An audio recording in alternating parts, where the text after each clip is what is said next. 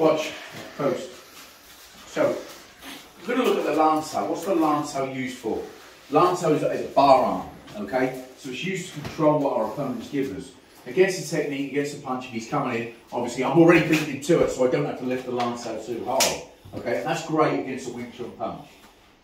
Alright? If he's throwing an overhand right, I'm not going to use a Lancel, I'm not really going to look at that. But from a Wing Chun perspective, it's great against a straight punch from the Wing Chun position. But moving on from that, the Lancel can be used, if that gets grabbed, if he grabs my arm, my Lancel can go in and take control of his position. Now, the one thing that you've got to be careful with the Lancel is how you turn. Now, I was always shown that from this position in Chum Kiu, from here to the Bong Sao comes back to be square on. You don't want to be this way, because if he can slightly move his stance to his left, he's going to press against me quite easily and take control of that. So I need to always try and have my Lancel from this, because if he steps, I can just extend my arm and take control of what he's given me.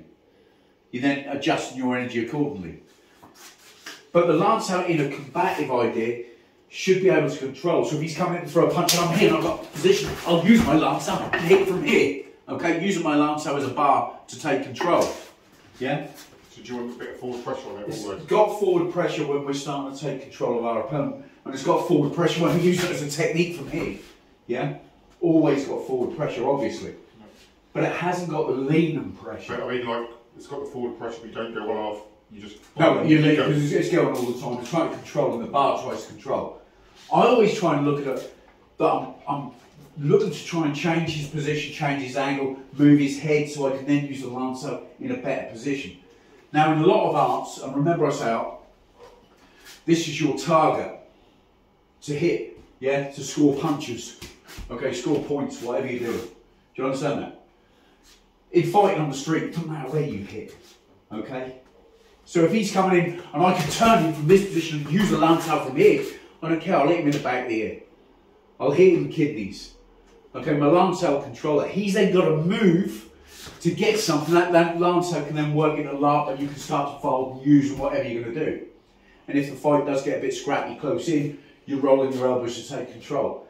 But the Lancel is always based to keep control of him, driving him back. Does everyone understand that? Yeah? So from this position, this is just to understand and use your Lancel. You're not really going to be using it from here. Alright?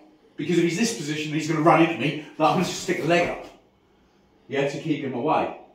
You can do it from down the road. But do you understand what I'm saying? So you've got to understand what position, what striking distance you're going to use.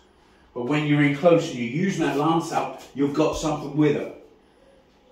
And if that gets pressed, the other hand can rotate with your footwork.